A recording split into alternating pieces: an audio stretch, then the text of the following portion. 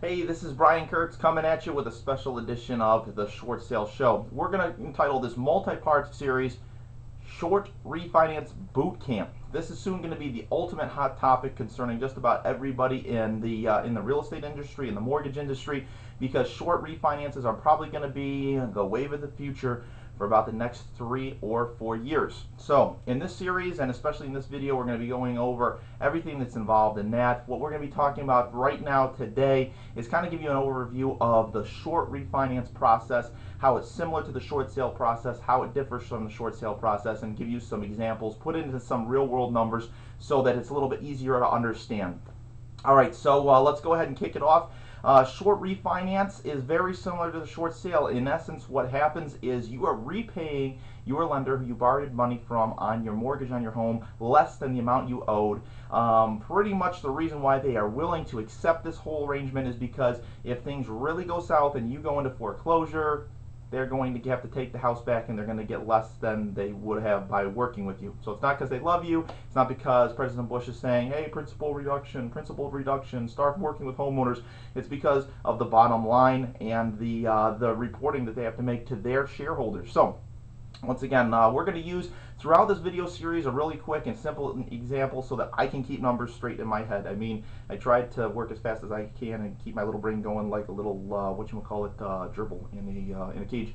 But sometimes I just can't run big numbers. So we're going to just say, throughout our example, you have a loan of $150,000 on your house with currently with New Century, one of the subprime lenders that went under. Perhaps an adjustable rate mortgage is going up where you can't afford it, and you are looking to find a solution because the house is worth only $100,000. So you owe $150,000, house is only worth $100. I understand it's probably not applicable to you because the majority of the world owes significantly more than that on their home. Last count, somewhere like, I don't know, $225,000 is the average price in America for a home. By, I don't know, 6 months, that could be $2,500 the way the market's going, right?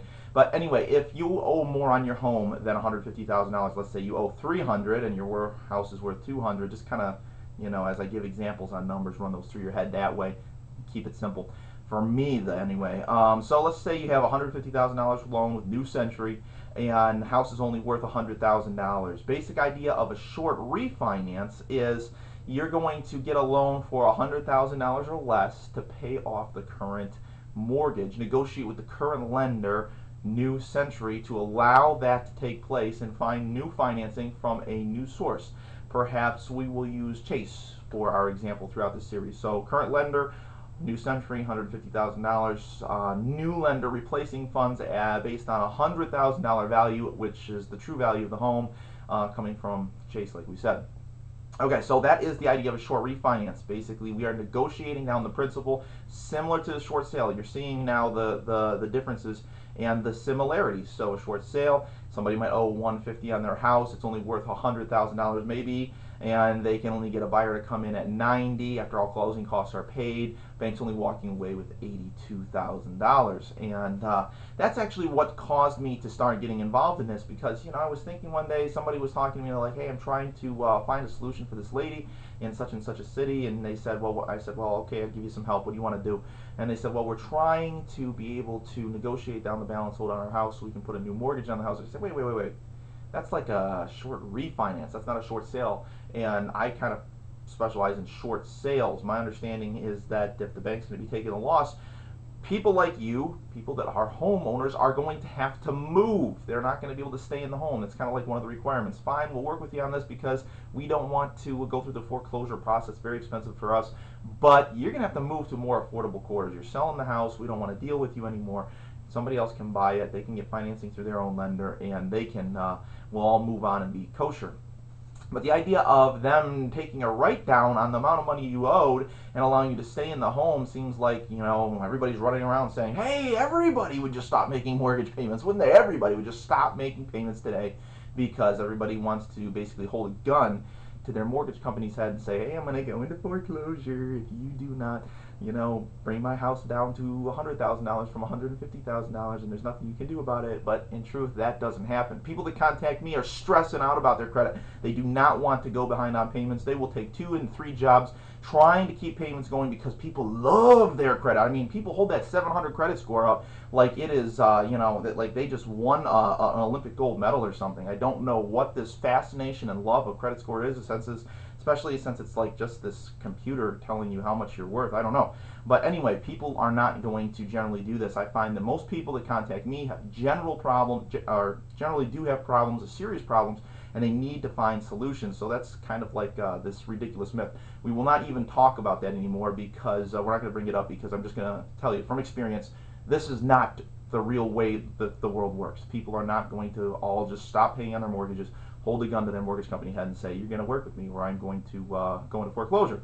Generally not what happens. So, in any case, I thought, why wouldn't they do it though? I mean, I'm doing all these short sales, and let's just use that as an example. I mean, we work with people at 150 on their house. House is only worth 100 on paper. It's worth 100, but if you need to sell 30, 45 days, you're lucky to get it sold in for 90. And like I said, after closing costs, if they're not asking for any concessions, which everybody does, you're looking at about 8% in closing costs if there's no back taxes, and that would be about $82,000 going back to the bank. Why would the bank accept $82,000 and require that the homeowner move? That was my question. I'm like, that doesn't make any sense.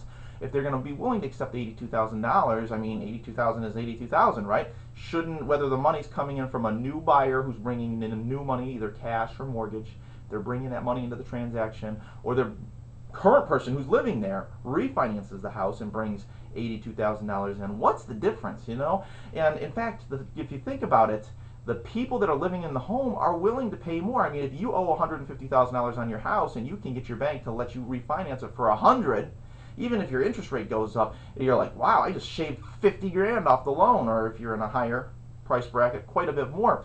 And you're like, yeah, let's do this. However, a buyer on the outside is, oh, this is the buyer's market. $100,000. Forget that. You'd be lucky if I grace your table with an $80,000 offer, That's the attitude they have. So you are actually willing to buy your house back for more. You might be willing to buy your house back for the full appraised value, what it's worth today, $100,000, whereas a buyer on the street looking to buy your house might only be willing to buy it for $90,000, which translates in more money if they work with you to stay in the home than it does if it's a short sale. So I had this thought in my head, did a lot of research, and I found out it's kind of like a little underground community. There's like, I don't know, 25, 50 people in the whole nation doing this. It is not a common thing, and I said, let's go ahead and kick this off and figure out how to work this. And so my first experience with a short refinance was that homeowners over in Belleville, about 30 minutes away from me, they owed $305 on their house. Mortgage was with, I believe, Aquin, if I remember correctly. When all was said and done, these people owed $197,000, and the mortgage went from like an adjustable rate that adjusts up to 11%. It was now at a fixed rate for 30 years. It's 6% even, which is awesome. And it made a believer out of me, and I realized at that point in time from firsthand experience, this is something that's going to happen, and it's going to be the wave of the future. So in this series, Short Refinance Bootcamp, what we are going to be doing, like I said, we're going to dig into this whole concept, the process, what you have to do to get the bank to work with you, because very often they are not open to this concept. You have to kind of school them to get them to work with you. So stick with me. By the way, if you have not already, make sure you stop by our main site, Short Sale Show. Sign up on the top left where it says name, email, submit. Put your information in there. You will get priority email updates whenever new videos are made available. So make sure you go ahead and do that. And like I said, we'll be talking with you next time on the Short Sale Show.